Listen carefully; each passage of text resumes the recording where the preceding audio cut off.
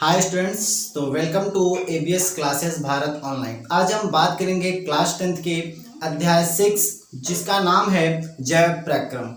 तो शुरू करने से पहले मैं आपको ये बता दूं कि अगर आपने इसकी जो कंटेंट वाली वीडियो नहीं देखी है तो कहीं ना कहीं आपकी तैयारी अधूरी हो सकती है, क्योंकि क्लास 10th में अगर आपको 90% लाने हैं या फिर उससे एवव लाना है तो कहीं ना कहीं आपकी तैयारी बेस्ट होनी चाहिए। तो इसके लिए आप इसके फर्स्ट पार्ट यानी कंटेंट वाली वीडियो को जरूर देखें, जिसमें हमने बात किया है क्लास 10th के पूरे पाठ्यक्रम के बारे में और साथ साथ कितने नंबर का कौन कौन सा सब्जेक्ट है, ये सभी चीज़ें हमने उस वीडियो में डिस्कस की हैं। तो अगर आपने वो वीडियो नहीं देखी है तो डिस्क्रिप्शन में उसकी लिंक मिल जाएगी आपको। अब बात करते हैं जैव प्रक्रम की। देखो, जैव प्रक्रम बहुत एक सरल भाषा है। जैव प्रक्रम, तो जैव प्रक्रम बारे में आप क्या जानते हैं ना? कुछ जानते हो जैव प्रक्रम के बारे में? मतलब जैव प्रक्रम के बारे में आप कुछ सोचो, जैसे क्या हो सकता है जैव प्रक्रम, या फिर जैव प्रक्रम हम किसे कह सकते हैं ना? ये जैव प्रक्रम शब्द है वह कैसे बना? तो ऐसे बहुत चीजें आपके दिमाग में क्वेश्चन आनी चाहिए, तो उसी पर हम बात करेंगे आज। तो अगर आपको जैव प्रक्रम के बारे में मालूम है तो वीडियो को पॉज करें और कमेंट में पहले कमेंट करें ना। अब देखते हैं उसके आंसर को। देखो, जैव प्रक्रम जो शब्द है वह पहले देखते हैं।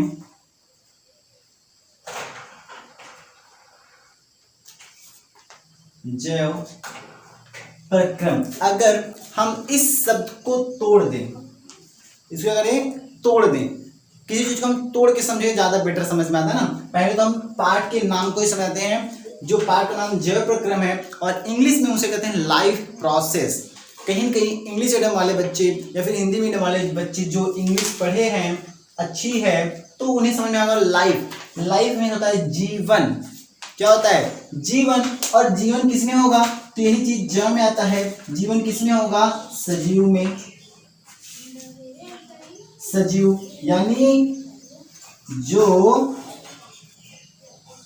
जीव जंतु हैं उनकी बात करेंगे, उनकी बात करेंगे। और प्रोसेस, प्रोसेस मीन्स होता है कि किसी भी प्रक्रिया को चलाना ना। प्रोसेस में क्या होता है? प्रोसेस में यह होगा कि किसी भी प्रक्रिया को चलाना। तो सेम वर्ड यहां निकल जाता है प्रक्रम। प्रक्रम मीन्स होता है प्रक्रिया।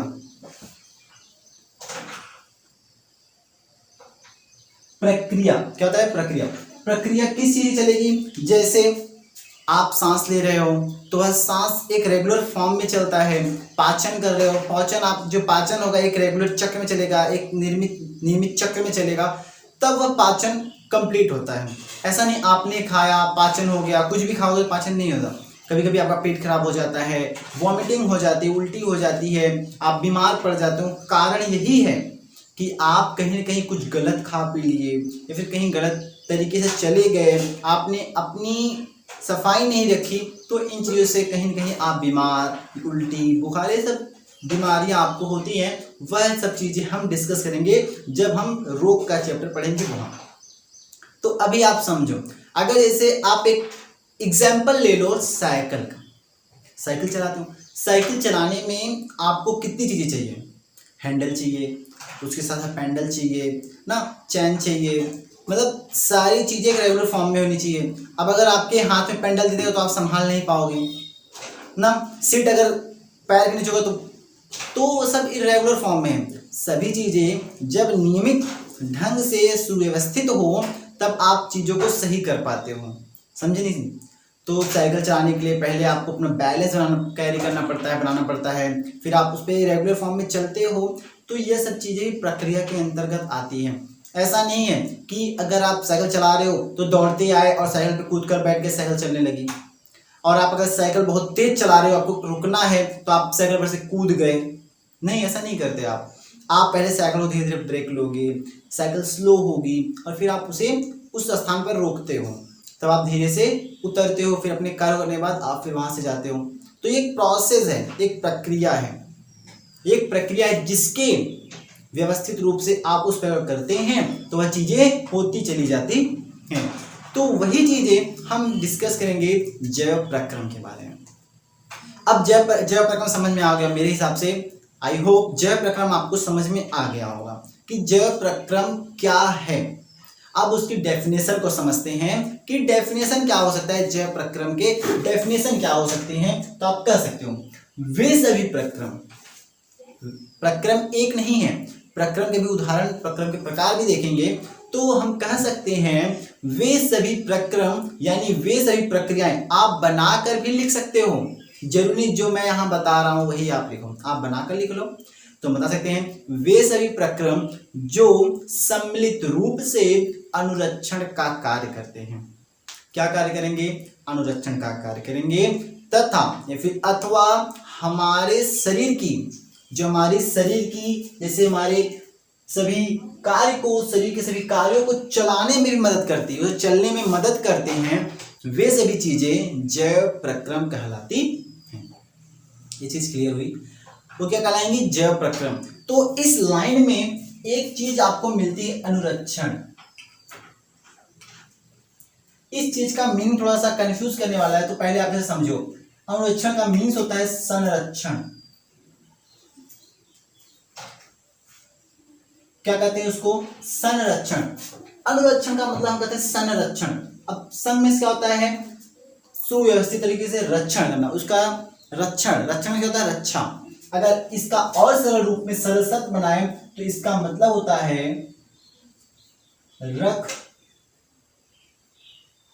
रखाव। अब क्या कर रहे हो? रख रखाव कर रहे हो ना, उस चीज का रख रखाव हो रहा है। आपकी कोशिका है, आपका श्वसन अंग है, आपका पाचन है, ऐसे नहीं खराब होता। वह कहीं कहीं अपने आप को बनाने में मदद करता है। जैसे आपने बहुत ज्यादा चाउमीन खा लिया, अब ऐसा नहीं है कि आपने खाया तुरंत आपका पेट खराब हो जाएगा। पहले तो उसे पचाने की कोशिश करेगा, वह उस चीज से निकलने की कोशिश करेगा कि हम इसे पचाकर कैसे कैसे सही कर ले और कोई ज्यादा नुकसान हमारा ना हो। लेकिन जब वह चीज ज्यादा होती है तब आपका जो बॉडी है वो आपको इन्फॉर्म करता है कि आपने कहीं न कहीं कुछ चीजें ऐसी खा ली हैं जो शरीर के लिए हानिकारक है। ये चीज सही है ना? वो क्या है? हानिकारक। अब आप क्या करोगे? डॉक्टर के पास जाओगे, दवा लोगे, वगैरह वगैरह सारी चीजें करोगे, वो सब चीजें प्रोसेस है। तो यहाँ पर अनुरक्षण का मतलब होता है संरक्षण और उसका मतलब होता है रख रखाव। यानी आपकी जो कोशिका है टूट फूट हुई, ऐसी बहुत सारी चीजें, उनका रख रखाव होना जरूरी है। तो हम इस परिभाषा को लिख सकते हैं कि क्या है? वे सभी प्रक्रम जो सम्मिलित रूप से अनुरक्षण का कार्य करेंगे, या फिर हम कह सकते हैं वे सभी प्रक्रियाएं जो मिलकर रख रखाव का कार्य करती हैं। नया डेफिनेशन आप बना सकते हो इसकी अलग। वे सभी प्रक्रियाएं जो मिलकर किसे कार्य करेंगी? रख रखाव का कार्य करती हैं, जैव प्रक्रम कहलाती हैं। एकदम सिंपल डेफिनेशन है, थोड़ी भी कठिन नहीं है ना, एक झटके में याद हो जाएगा। तो चलते हैं अब आगे, जैव प्रक्रम के प्रकार क्या कहते हैं। मैंने बताया जैव प्रक्रम के कुछ प्रकार होते हैं, जैसे श्वसन हो गया, आप श्वसन कर रहे हो। पाचन हो गया, खाना खाया, पाचन हुआ। पाचन अगर हुआ तो उत्सर्जन, तो एक सीधी बात है उत्सर्जन भी होगा। अगर आप कोई भी चीज कर रहे हो, मतलब कोई भी कार्य को आप ले लो, अगर आप उस कार्य को करोगे तो उसमें दो चीजें सामने निकल कर आती हैं। एक पहला उसमें से अच्छी चीजें और एक दूसरा उसमें से जो खराब चीजें। अगर आप खाना बनाओगे तो उसमें से भी बहुत सारी चीजें खराब निकलती हैं, कुछ चीजें अच्छी निकलती हैं। वही चीजें अपने शरीर के अंतर्गत जब पाचन होता है वहां पर उत्सर्जन भी होता है। जो अपशिष्ट पदार्थ होते हैं वे शरीर से बाहर निकलते हैं। इसकी भी बात हम अभी पूरे करेंगे कि इसका जो एक उत्सर्जन है, पाचन है, श्वसन है, पूरा एक टॉपिक लेके चलेंगे, उस टॉपिक को समझेंगे। और दूसरा आता है वहन, पोषण, और हम बात करते हैं जैसे हम और भी एग्जांपल ले सकते हैं। आपका जैसे गति हो गया, आपका जैसे संवेदन हो गया, इसकी बात करेंगे, जनन हो गया, इसकी इन सभी की बातें हम करेंगे। और ये सभी कहीं न कहीं उन्हीं जैव प्रक्रम के अंतर्गत आते हैं। ये सभी किसके प्रकार हो जाते हैं? जैव प्रक्रम के प्रकार हो जाते हैं। क्या होते हैं? जैव प्रक्रम के प्रकार हो जाते हैं। लेकिन अगर यह जो प्रक्रम है, अब थोड़ा और समझो, यह जो प्रक्रम है वह प्रक्रम शुरुआत में कहा कहीं न कहीं सजीवों में होगी, सजीव में होगी। तो पहले आप ये समझो कि जैव और अजैव क्या है। जैव और अजैव ये कौन सी नई चीजें हैं? तो जैव और अजैव कहीं ना कहीं वैज्ञानिक भाषाएं हैं। सरल शब्दों में हम जैव को सजीव कहते हैं और अजैव को निर्जीव कहते हैं। अभी क्लियर हुआ? तो उनमें अंतर क्या है? जो सजीव हैं, निर्जीव हैं, हम कैसे पता करें भैया ये सजीव है निर्जीव है? तो जो प्राचीन भाषा थी, प्राचीन भाषा जैसे हम कहते थे कि जैसे कुत्ता है भौंक रहा है, गाय है जुगाली कर रही है, कोई व्यक्ति है वह चिल्ला रहा है या फिर कोई कार्य कर रहा है, तो हम इन चीजों को देखते हैं, कहते हैं भैया ये क्या है? सजीव है। क्या है? सजीव है। लेकिन क्या जब वे सो रहे होंगे तब भी हम कह सकते हैं वे सजीव हैं? हाँ, कैसे कहते हैं? जैसे हम देखते हैं कि वह सांस ले रहा है ना, वह सांस ले रहा है, तब भी हम कहते हैं सजीव है। उनकी गति को देखते हैं ना, जैसे कि कोई व्यक्ति लेटा है ना, अगर आप किसी के यहाँ गए या फिर रास्ते पे आप जा रहे हो, व्यक्ति किसी कारण बेहोश हो गया है या फिर कोई और कारण है वह गिर गया है, तो आप क्या करते हो? उसे पहले एनालाइज करते हो, देखते हो कि वह जिंदा है कि मर गया है। अब यह देखो कैसे? या तो उसके नाक के पास अपने हाथों को ले जाते हो, देख रहे हो उसका सांस चल रहा है, या फिर उसके सीने को देखते हो कि वह फूल रहा है, पिचक रहा है, ये देखोगे। तो इन सब चीजों से मालूम करते हो कि वह सजीव है या फिर वह निर्जीव है। चीजें क्लियर हो रही हैं? तो यह जैसे हमने बात की जीव जंतु में ये चीज करी, लेकिन क्या पेड़ों में कैसे कहेंगे कि पेड़ सजीव है? तो कुछ लोग तो ये कहेंगे वे हरे हैं, वे हरे हैं, ये चीज कह सकते हैं ना कि वे हरे हैं। हिंदी करेंगे, अंग्रेजी हिंदी मिला के बोला ना। कुछ लोग ऐसे कहेंगे, क्या कहेंगे? वे हरे हैं। लेकिन उन पेड़ों का क्या जो हरे, उनके पत्ते हरे नहीं हैं, जैसे और कलर हैं, भूरे हैं, लाल हैं या फिर और भी अन्य रंग पीले हैं, तो क्या वो कहेंगे निर्जीव हैं? नहीं। तो हम वहां पर और एग्जाम्पल ले सकते हैं, जैसे कि वे वृद्धि करेंगे ना, वृद्धि करेंगे तो हम क्या कहते हैं? वे सजीव हैं। तो यह सभी चीजें कहीं न कहीं सजीवों में आती हैं। जैसे श्वसन हो गया, तो हम कह सकते हैं जैसे प्राचीन भाषा, यह जैव सजीव में जैसे हम बात करें प्राचीन भाषा यानी सामान्य भाषा में, जैसे हम कहते हैं अपने गांव वाले भाषा में ना, अपनी भाषा में कहते हैं तो क्या कहेंगे? सामान्य से जो हमें दिखाई देती हैं, जो क्या होती है? दिखाई देंगी अथवा गतिशील होंगी, वह गति करेंगी, तो क्या कहेंगे? जैसे घोड़े का दौड़ना हो गया, पक्षी का उड़ना हो गया, गाय जुगाली कर रही है, पेड़ों में गति हो रही है, नए पत्ते आएंगे, ब्रांचेस निकलेंगे, छोटा पौधा बड़ा हो जाएगा, तो ये सभी कहीं न कहीं हमें दिखाई भी देती हैं और वे गतिशील होती हैं। लेकिन अब आप समझो स्टूडेंट्स कि कुछ जीव ऐसे होते हैं जो अति सूक्ष्म होते हैं, बहुत सारे बैक्टीरिया, यूग्लिना ये सब होते हैं जो, तो क्या होंगे? उसमें बहुत सूक्ष्म गति होती है या फिर कहीं ना के बराबर वृद्धि होती है, ना के बराबर वृद्धि होगी, तो क्या वे सजीव नहीं होंगे? बहुत से पेड़ पौधे ऐसे हैं जिनमें ना के बराबर वृद्धि होती है, तो क्या वे सजीव नहीं होंगे? होंगे। वहां पर हम वैज्ञानिक भाषा को देखते हैं, उनकी वैज्ञानिक भाषा को देखेंगे। जैसे आपका जो हमें दिखाई देते हैं, जो हमें दिखाई नहीं देते हैं,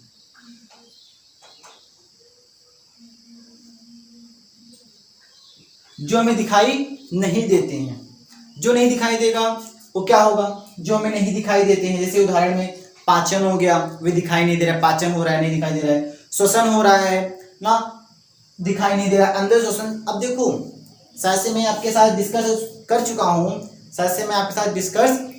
हूँ, श्वसन क्या है और श्वासोच्छ्वास क्या है। श्वास में हमारा सांस लेना आता है और श्वसन की जो प्रक्रिया जो क्रिया चलती है वह अंदर चलती है। तो श्वसन नहीं दिखता, उत्सर्जन नहीं दिखता, ऐसी और भी कई प्रक्रियाएं हैं जो नहीं दिखती हैं। तो ये सभी जो गतियां होती हैं वह कहीं न कहीं सजीव में आती हैं और इन गतियों को, जो वैज्ञानिक भाषा में जो गतियां हो रही हैं वह कहीं न कहीं आणविक गति के उदाहरण हैं। यह सभी क्या है, आणविक गति कहलाते हैं। समझिए, तो क्या आणविक गति जरूरी है? आणविक गति कहीं न कहीं जीवन के लिए क्या आवश्यक है? तो अगर हम वैज्ञानिक भाषा में बात करें तो आवश्यक है। कैसे? जैसे अगर हम विषाणु को ले लें, विषाणु वायरस, जो वायरस होते हैं वह वायरस क्या होते हैं, आणविक गति को नहीं करते। कब नहीं करेंगे? जब तक वे किसी को क्या कर दे, इन्फेक्ट नहीं कर दे, किसी के शरीर में वह पहुंचे ना, तब तक उनमें आणविक गति नहीं होती है। और जैसे ही वह किसी के शरीर में पहुंच जाते हैं तो वह क्या होते हैं, उनमें आणविक गतियां शुरू हो जाती हैं। वह द्विगुणन 1 से 2 मतलब अपने संख्या में बढ़ते चले जाते हैं। तो वहां पे क्या होता है, आणविक गतियां उनकी शुरू हो जाती हैं। तब वैज्ञानिक बड़े चक्कर में पड़े कि भैया ये एक ऐसा विषाणु है, फिर ऐसा जीव है, शरीर के बाहर है तो कोई गति शो नहीं करेगा, कोई आणविक गति नहीं होगी। शरीर के अंदर है तो आणविक गति शुरू कर देगा। तो इसे रखे कहाँ, सजीव में रखें या निर्जीव में रखें? तो इसीलिए इसे क्या कह दिया गया, सजीव और निर्जीव के यह बीच की कड़ी है। क्या है, सजीव और निर्जीव के बीच की कड़ी है। इसे कड़ी मान लिया गया कि ये जब शरीर के अंदर रहेगा तो सजीव, शरीर के बाहर रहेगा तो निर्जीव। समझे? तो आणविक गतियां क्या होते हैं, आणविक गतियों में से अणु की जो गतियां आती हैं, यह चीजें हम बात करेंगे जैव विकास में। अब देखो थोड़ी सी डिस्कस कर लेते हैं। जो आणविक गतियां होती हैं ना, आणविक गति अणुओं की गति होती है। कहीं न कहीं अगर हमने बोला कि हमारा शरीर की जो सबसे छोटी इकाई है तो कहेंगे कोशिका। मैंने कहा अगर शरीर की सबसे छोटी इकाई क्या है तो कोशिका। लेकिन अगर सबसे जो यह कोशिका क्या है, जीवित है, सजीव है। अपने हम सजीव की बात कर रहे हैं ना, तो सजीव की बात की इसलिए कोशिका कहा। लेकिन अगर निर्जीव में कहा जाए दोस्तों तो सबसे छोटा कहीं कहीं एक अणु होता है जो कोशिका को भी बनाता है। ये जो आपकी कार्बन है, ऑक्सीजन है ना, नाइट्रोजन है, बहुत सारे ऐसे तत्व हैं जो मिलकर आरएनए को बनाए, डीएनए को बनाए, न्यूक्लिक एसिड को बनाए, प्रोटीन को बनाए।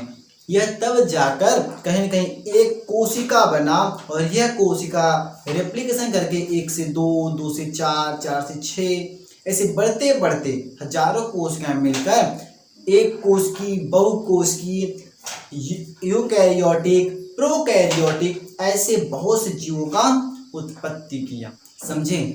तो जो आणविक गतियां होती हैं, वह जो आणविक गति होती है वह भी होना आवश्यक है। और इन्हीं आणविक गतियों का जो रख रखाव संरक्षण किया जाता है, जिसमें अगर आणविक गतियां होना धीरे धीरे बंद होना शुरू हो जाएंगी तो क्या होता है, जो व्यक्ति होता है, जो जीव जंतु होता है, जो पेड़ पौधे होते हैं, वह धीरे धीरे किसकी तरफ जाने लगते हैं, मृत्यु की तरफ जाने लगेंगे। मृत्यु धीरे धीरे वह सूख जाएंगे, पेड़ पौधे में सूख जाएंगे, फिर धीरे धीरे वह खत्म हो जाएंगे। व्यक्ति होंगे वह बुढ़े होंगे। धीरे धीरे आणविक गतियां क्या होती हैं, शुरू में ज़्यादा होती हैं तो वृद्धि विकास ना मीडियम में बराबर हो जाएंगे आणविक गतियां, तो धीरे धीरे बंद। तो सबका एक लाइफ स्पैन होता है। आणविक गतियां धीरे धीरे क्या होती हैं, बंद हो जाएंगी, जब खत्म होने लगेंगी तब इंसान वृद्धावस्था में जाते मृत्यु को प्राप्त होता है। ये चीजें होती हैं। तो कहीं न कहीं आई होप ये चीजें समझ में आई होंगी ना। अब हम बात करेंगे जो यहाँ पर श्वसन है, एक एक की बात करेंगे। श्वसन हो गया, फिर पाचन की बात करेंगे, उत्सर्जन की, वहन की, पोषण की, इन सब की बातें करेंगे कि क्या है श्वसन है। तो पूरी चीजें डिस्कस कर लेंगे, कुछ नहीं छूटेगा। मैं बोल रहा हूं कुछ नहीं छूटेगा। मैं बोल रहा हूँ कि आपका क्लास 10th में 90 या फिर 90 के ऊपर आना ही आना है, गारंटी है, होगा ही। अगर आप मेहनत कर रहे हो, मेरे साथ बने हुए हो, अगर आप इस ऑनलाइन क्लास को ऑनलाइन ना मानकर ऑफलाइन की तरह तैयारी करोगे, नोट्स बनाओगे, तो आपका 90 के ऊपर आना ही आना है। तो मेहनत एक बहुत अच्छी चीज़ होती है, और एक कहावत है, सफलता की कुंजी होती है वह मेहनत होती है। मेहनत करोगे सफलता अवश्य मिलेगी। आई होप समझ गए हो आप लोग। तो अब इसे स्क्रीनशॉट लीजिए, बात करते हैं आगे।